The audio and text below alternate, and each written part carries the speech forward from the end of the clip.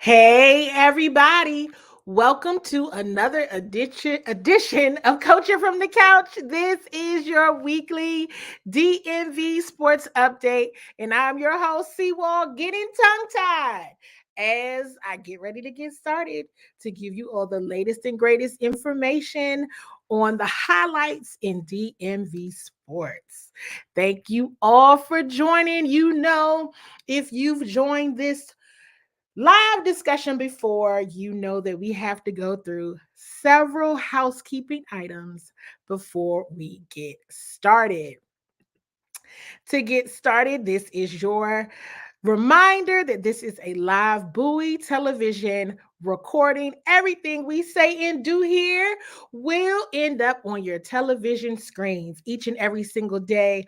Verizon Channel 11, Comcast Xfinity, Channel 77, 1:30 to 2:30 during the week. And on the weekends, it is coming on during the noon hour. If you are watching the conversation live from Facebook, hit that love button and make sure you're sharing this show with your DMV sports loving family and friends. If you've checked in from YouTube, hit the thumbs up, hit the bell. You can still share the link, drop a fire emoji so that I know you're in the building. And you already know you have to say hello to Mama Waller and Papa Waller because we know that they're always watching. So let's go ahead and get started. I see my guy DJ Bland has already checked in. Mama Waller has checked in as well. As you all are dropping your conversations and dropping in the chat, drop your questions. Most of the discussion today will be around the Washington Wizards and the Washington Commanders. So check in, Wizards fans, check in, Commanders fans. For sure, want to talk some Wizards. We're going to go ahead and get into some snippets of head coach Wes Unseld Jr.'s press conference after the Wizards loss to the Orlando Magic last night. Shout out to my colleague Kyle Nash of the student of the game. He covers the Orlando Magic, and he provided the video from Coach Unseld's press conference. So if you know Kyle, give Kyle a high five, tag him in the chat, and let him know that Seawall is talking about him because I'm saying thank you for giving us the video. Much appreciated to him, and he does amazing coverage as well. So, Wizards fans, love button, fire emoji if you're checking in. For sure, Commanders fans, sit tight, sit tight. You know we're going to get to the Washington Commanders because I asked the question on my page today, and it was around who you think from a player perspective, who are the leaders on the team? So I want to go through some of your responses to that question and some of my thoughts as well before we get into that conversation. But first up, we are going to discuss a bit the Washington Wizards. Here's a bit from Coach Unseld's press conference last night.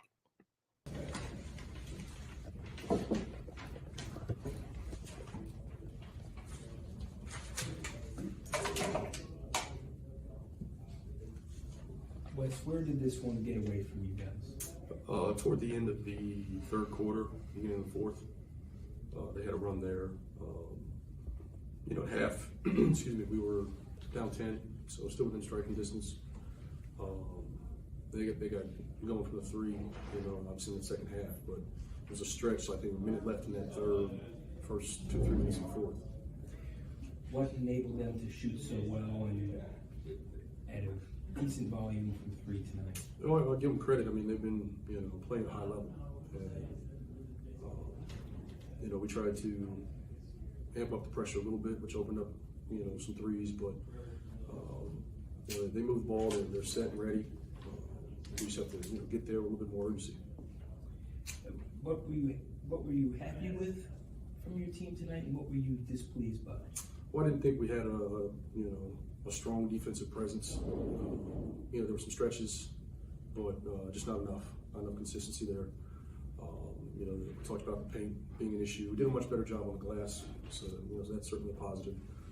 But I think from the start, a little slow, picked it up early, and that late stretch in the third, into the third and start of the fourth, it really caused a lot of damage. One thing I'm noticing is that Johnny Davis gets into the game in the first half and typically doesn't get into the game in the second half until games out of reach. What does he have to do to get into rotation earlier in the second half? It's nothing really, with Johnny. Landry comes in, Landry Corey combination has been really good for us. And they play a stretch, which usually is pretty positive. So it kind of eats into his opportunity. But I think he's gone out and done a pretty good job in what limited minutes. So it's nothing that necessarily on him. It's just more of the guys that come in and helped us over quite a bit. Any word on how Denny's right elbow is? I haven't heard yet. It didn't sound like it was anything significant. He was ready to go back, but at that point the game was out of reach, and I didn't want to bring him, Ty, even Jordan. I didn't want to bring him back at that point. Thank you. Thanks, Coach. If you are just tuning in, you are watching from the Coach from the Couch series, the weekly DMV sports update, and I am your host, C. Wall. This is a live Bowie television recording. Everything we say here more than likely will end up on your television screens. Verizon Channel 11, Comcast Xfinity Channel 77 every day from 1:30 to 2:30, and on the weekends during the noon hour. If you're watching from Facebook, hit that love button and share the show with your DMV sports loving and family and friends. If you're checking in from YouTube, you can hit the thumbs up and the bell. You can share the link with your DMV sports loving family and friends. On this episode, we are discussing the Washington Wizards and the Washington Commanders. It's almost as if I said, let's just pick the two conversations that's probably frustrating people the most right now, and let's talk about those two.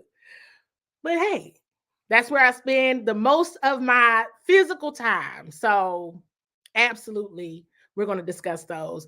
Listen, the Wizards started off the week okay. They beat the Detroit Pistons. You were kind of hoping that at least they could beat the Pistons, right? At the very least, maybe they could beat the Detroit Pistons, and they did.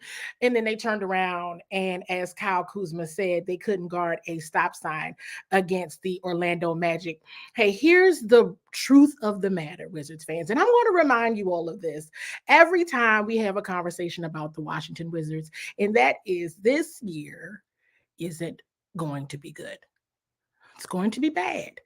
And I just want to remind people of this because that is what the new leadership told us. The new leadership said, this is going to be rough. It's going to be rough. Rebuilds are rough. They don't feel good. They don't look good. It all looks bad. They're trying to see what they got, trying to see what they can build, trying to see what they can do. But that's really it. I mean, there are moments, though, that I even say, well, are you at least trying? Are you at least trying to win the basketball game? Because at least, it looks like you're trying a little bit. And there's oftentimes been where you're kind of like, well, are they purposely losing because it's been that bad? But I don't know. They're not doing that on purpose. It's happening in reality. It's a real thing that's transpiring.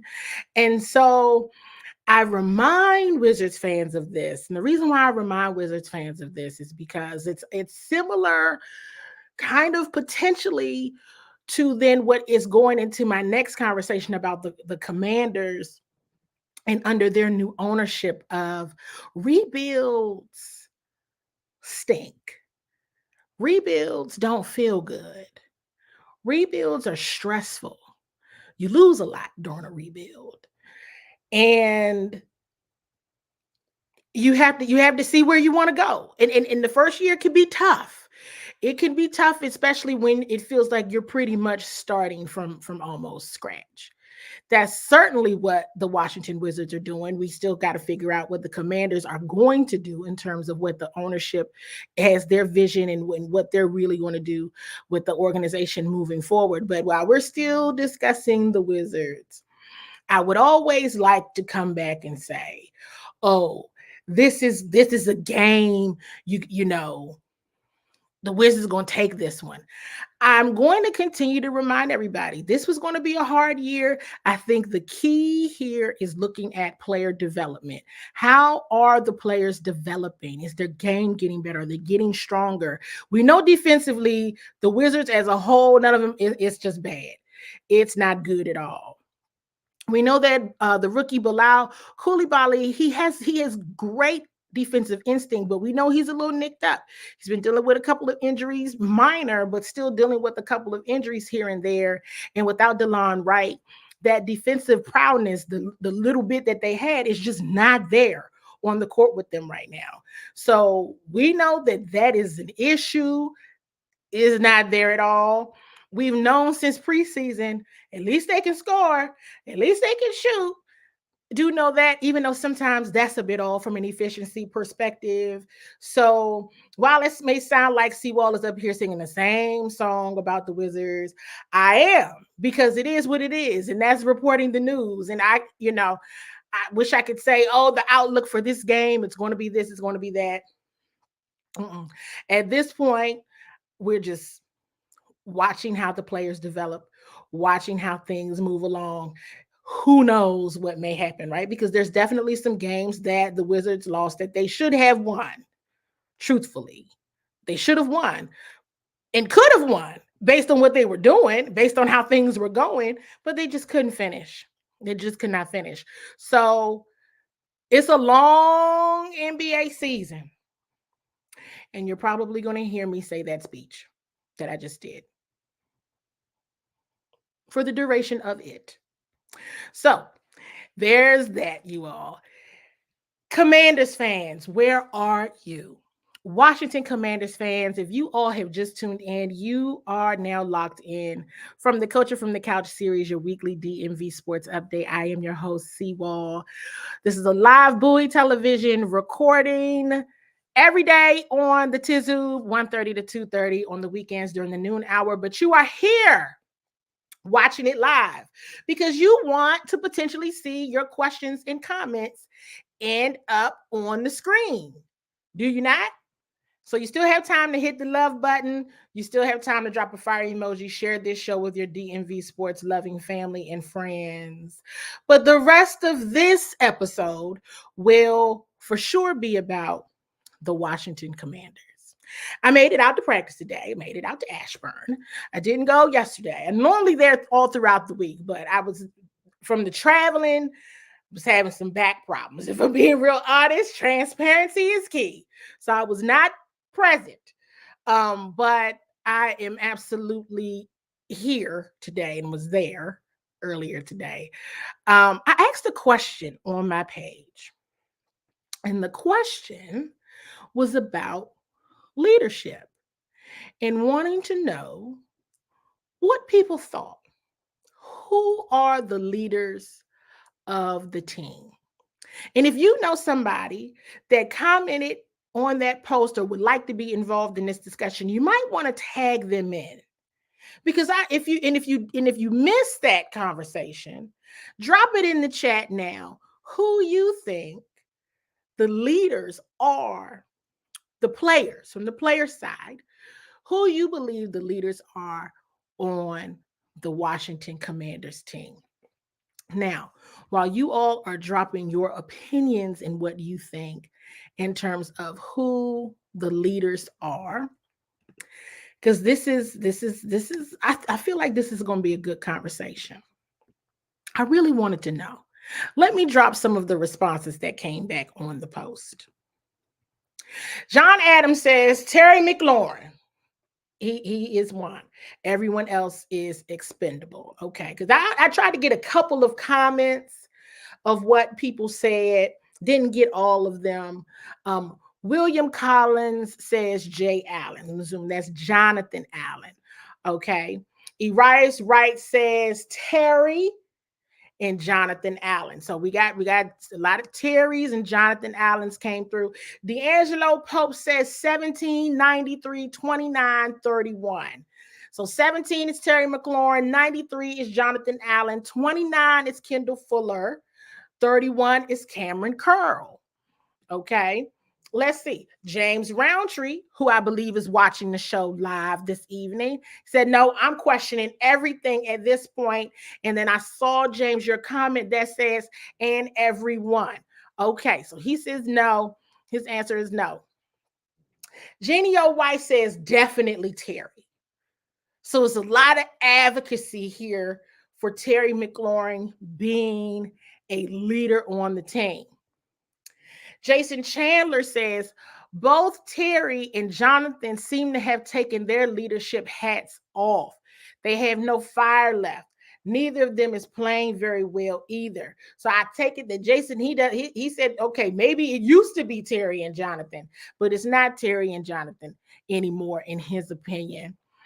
Marcus Matthews says, I would say probably Reeves. So that's Jeremy Reeves, Kendall Fuller, and Jonathan Allen. Did any other comments come through? I see another comment came through from Urias. I'll add Tress to that list. Okay. So here's what I did, because I really wanted to know what people thought. And I see Mazdak has dropped in. Mazdak, what would drop in the chat who you think are the leaders on the Commanders from the player aspect, who the leaders are. We've gone through some of the comments that came through on my post, and I've posted Urias's comment as well to add trust to that list. So here's just what I did. I said, well, let's Google the definition of a leader. Why don't we? So that's what I did. I said, oh, well, what do you know? And so here's some of the things that I found. A leader, the person who leads or commands a group, organization, or country. Okay. Then I saw other descriptors. Strong leadership is when you can encourage, motivate, inspire, and challenge your team to produce their best work. Leaders, they motivate teams through challenging times. So, with that being said, let me know who you think the leaders are on the Washington Commanders. Based on what I just shared, I see Mazdak, very similar to others, Terry J. Allen. DJ Bland says, all nice guys, but I'm going to tell you, they need a real, you know what, in the locker room. Nice guys. Okay, and you can see the rest of the comment here.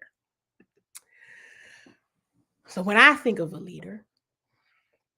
leadership, and I always say, and I've shared this with people all of the time, that sometimes that the best players are automatically believed to also be leaders, right? And that's not always the case. Just because you're the best player doesn't mean you're the leader. And oftentimes I've seen people confuse best player with leader. That's first and foremost I would like to share. I would also like to share that I oftentimes think of leaders as those who are able to bring about actionable change in behavior. Okay. Actionable change in behavior. Okay, so you're talking to everybody, but has anybody's behavior shifted as a result of your words? Has anybody done anything any differently as a result of your encouragement? Is anything different? That's what I think about a leader. Leader is somebody where you can move, you can see the needle move. After a conversation with this individual, after conversations, after, sessions with these individuals, you will see a change. You will see a shift. So I said, well, who then have I seen be able to exemplify through their own behavior a belief in what they're saying in a way that it changes their mindset and behavior? And then it changes the mindset and behavior of people around them. And I'm trying to find an answer. I'm trying. Meaning, who plays better as a result of what the leaders say? Who has a different attitude as a result of what the leaders do?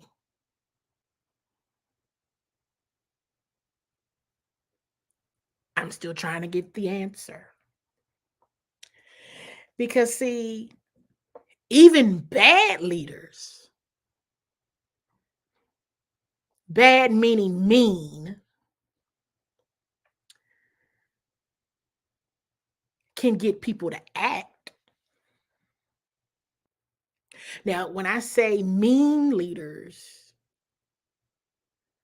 or people that maybe even want to lead with negativity, they can still get people to act. So then you have to say, well, wait a minute. I might think you're a bad leader because you're mean, you're not kind, you're vicious. But you got people to do what you wanted them to do. And you got them to act. It might have been an act of hate. It might have been an act of crime or malice. But your words and what you did to lead that charge, it worked. Even when it's negative. So I'm going to go back to my question of who are the leaders you think on the Washington Commanders? Because you can be the leader and not be a leader. That's the thing. You can be the leader, but not a leader.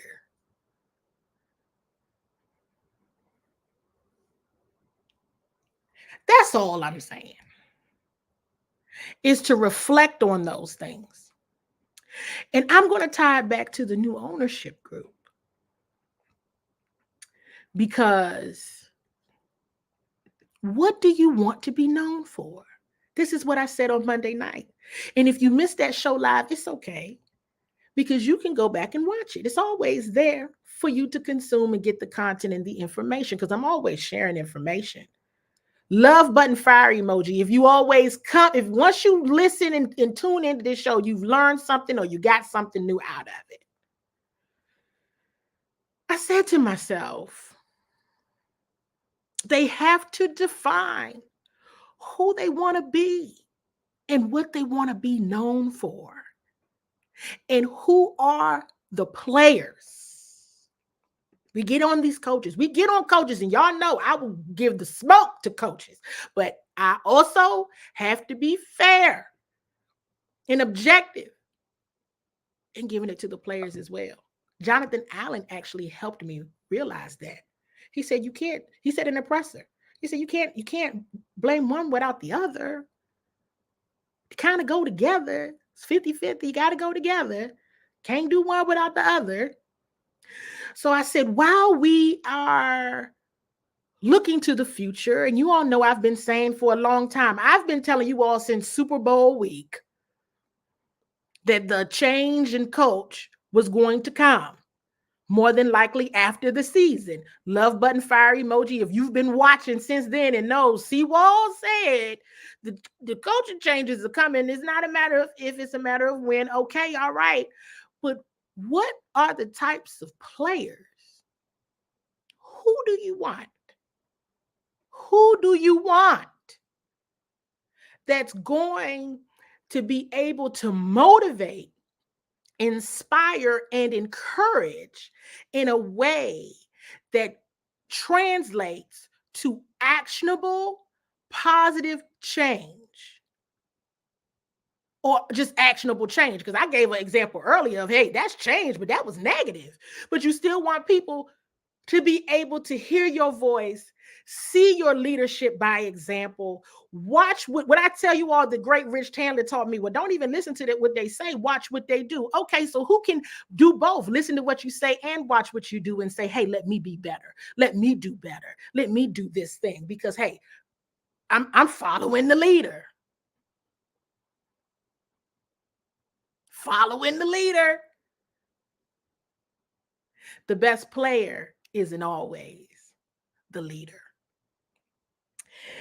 This new ownership group has a hard job. I'm going to keep saying that so that you all understand the levels of decision making that has to happen here. I remember I shared last week, oh, the organization is still looking at, defensive coordinator, defensive backs. They brought in an interim defensive back. I was like, well, this is all I've been trying to tell people. People still have a job to do while still looking ahead. Yes, everyone still has a job to do. They're not going to call their scouts in. They're not going to tell everybody stop working because we're supposed to get fired. So don't nobody else go to work. All right. We just going to stop. And that's what, hey, nobody else go to work. Come off the street. We're just going to sit here and wait till we all get fired. That's not what's happening here. That's not what happens in real life. And then the other side of what's happening in real life is, who do you want to be? What do you want to be known for? Hey, listen, we've already dealt. Let's all be for real. Can we be for real right now? We've already dealt with a diehard Commanders fan owning the team. You can't impress people with being a fan. We've had a fan. Everybody's had a fan. This fan base has had a fan. Okay? So, all right. What's going to be different? And that's a hard, very hard decision and visioning exercise, because you got to look at this thing from top to bottom. And I'm going to say something like I said on Monday, and I even had to say, woo, when I said it out loud, but this is objectivity. This is how I have to do my job. If we're assessing leaders and we're evaluating leaders, you have to be evaluating in real life. In real life, the way to do a leadership assessment, the way to get feedback, even in general, even as an individual contributor, you should be getting feedback from those that you report to, your peer level, and then those that report to you.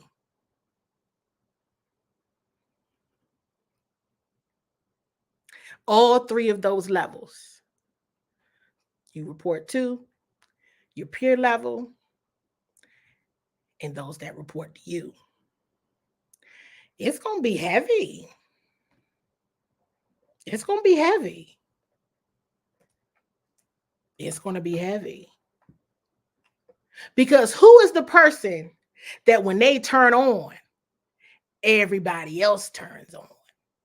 Does that player exist right now on the Commanders?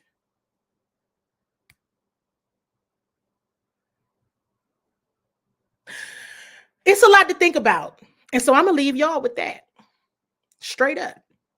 Drop mic, there it is. But for real, they still got 5 games to play.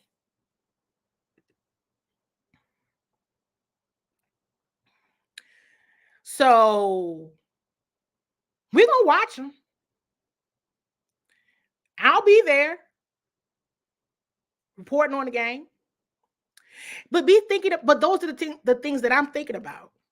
Yeah, the leaders from a coaching perspective, but from a player perspective too. Who are you going to build this team around?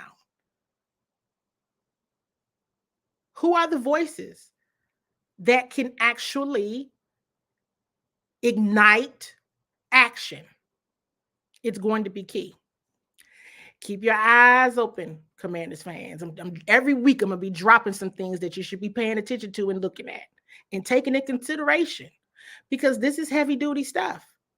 And this is a big job. And we got to watch these owners try to do it. And it's not going to happen overnight. So y'all listen. Week 13, they play the Dolphins on Sunday. We'll see what happens. And then I'll be back on Monday for the Washington Commanders update. Until then, you all be great. Thank you so much for tuning in. And I'll be talking to you all again soon.